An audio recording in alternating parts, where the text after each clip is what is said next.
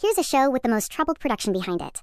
OKKO, Let's Be Heroes. Around the same time the Steven Universe and Clarence pilots released, came the Lakewood Plaza Turbo pilot, which features early versions of the OKKO characters, where they all look very different, especially Enid, who almost looks like an entirely different character and even has Clarence's mother's voice. This would later be poked fun of in the actual series. Afterwards, we heard nothing from this pilot for years until 2016, when it suddenly gets a mobile app, where the characters are slightly evolving from their pilot incarnations. It's a fun side-scrolling beat-em-up game, with fun story progression.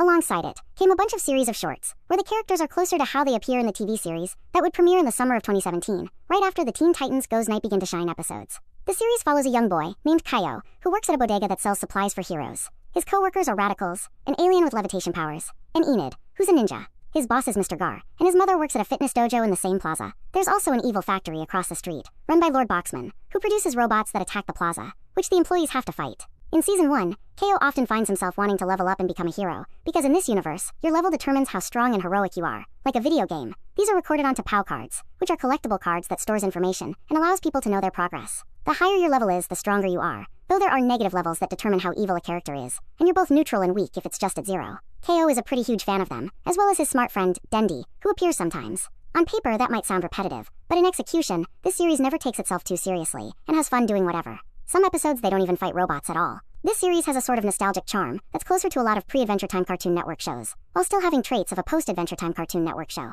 This series is not at all formulaic like, let's say, Phineas and Ferb, though despite that series having a lot of the same plot beats in most episodes, it can still get really creative. This series also got continuity, though it doesn't feel forced at all, so a lot of episodes could be watched in any order. Like, you don't need to watch a previous episode to know how radicals turned into a burger or something, which is something that actually happens in the series due to its silly nature. One thing I like about the series is the world building, because I find the universe the characters live in quite interesting.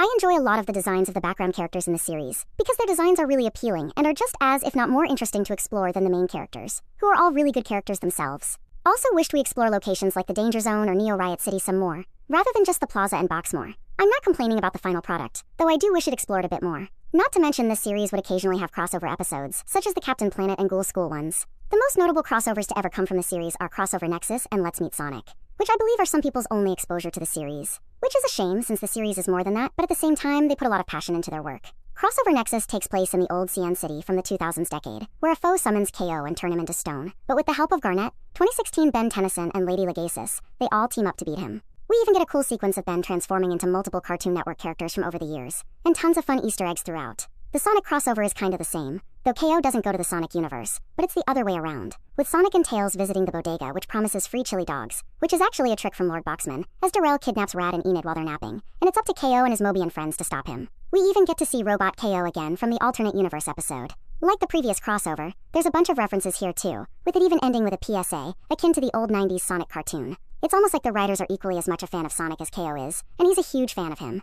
As the first season progresses, we get to see the main conflict of the series to arise, which involves KO's relationship with his edgy evil alter ego, TKO, as well as the series' most important antagonist, Shadowy Figure, who plans on hoarding glowing orbs called Glorbs from a glorb tree planted underneath the plaza. Who might this Shadowy Figure be? I'm not going to spoil important details. A more minor one that becomes more relevant as the series progresses is the relationship between Professor Venomous and Lord Boxman. This conflict doesn't affect every episode, though it does get brought up from time to time, like Mr. Gar and KO going on a stakeout to prevent Shadowy Figure from getting Glorbs, and Dendi trying to push KO's limits before transforming into TKO and destroying her lab in Dexter's laboratory fashion. The following season also involves plot points revolving around Point, an old superhero team that Carol and Mr. Gar used to be in when they were younger, and how they're not what they seem. Though this mainly began around the middle of the season, where Enid applies for Point Prep and reunites with Elodie for a couple of episodes before dropping out. Even changing the credits briefly, though for about a year this arc got interrupted by a hiatus that lasted about a year before getting resolved. Now's a good time to talk about how horrid Cartoon Network's schedule was during this era. Back in July 2017, episodes were dumped onto the CN app to be viewed before they aired on TV. However, they weren't unlocked, meaning that you must have a cable provider to view them, which is a strategy Cartoon Network had been doing for a while, especially around this time. The series didn't officially premiere on the network until August, where the first couple episodes made their debut, after Teen Titans Go. This show also got a decent amount of advertising around this time too. Throughout the rest of the year from August to November, the series would premiere at least one episode per week. By the end of 2017, over 40 episodes of the series had premiered. Not sure if this was a sign that Cartoon Network wanted to get rid of the series, or it was just that cheap to make. I mean, I've seen anime premiere episodes frequently but never Western cartoons, because those take a bit more time. While it might seem like this series would become the next big hit for Cartoon Network, unfortunately, episodes would premiere less frequently going into 2018, as the series took a backseat for newer shows that would be premiering.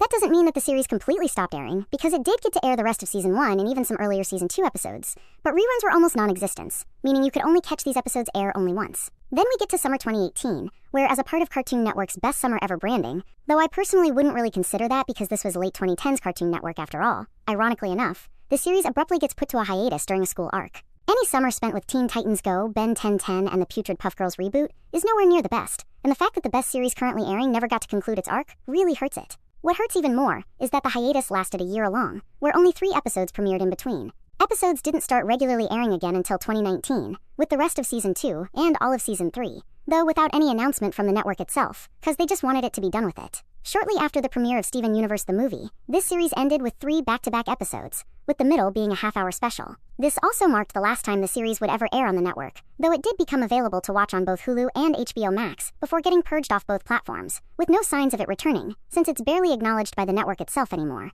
Because it's a real shame, because this was a highlight during the era where the network began going downhill to the state where it's at today. Though I'm almost kind of glad that it didn't last into pandemic times. Not to say the series didn't get any merchandise at all, but there was very little of it. The series only got 1 DVD release and a singular video game titled Let's Play Heroes that had been delisted from all digital stores, though there is a physical copy of it that's paired up with Steven Universe's Save the Light, but good luck trying to find it out in the wild. I actually remember playing the PS4 version of it when it came out in 2018, and it was a very fun experience. Despite the different art style done by the people who'd later work on #Blood, the writing is very much on par with the series itself, much like how Hit and Run or Battle for Bikini Bottom feel just like their source material.